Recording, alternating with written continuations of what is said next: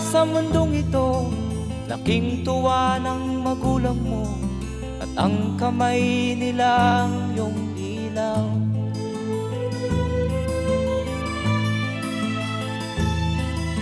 At ang nanay at tatay mo'y di malaman ang gagawin, namasdan pati pagtulog mo.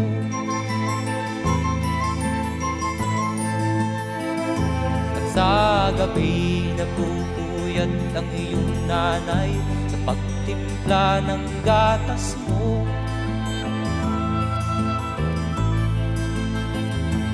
Sa umaga na may kalong ka ng iyong amang tuwang-tuwa sa'yo.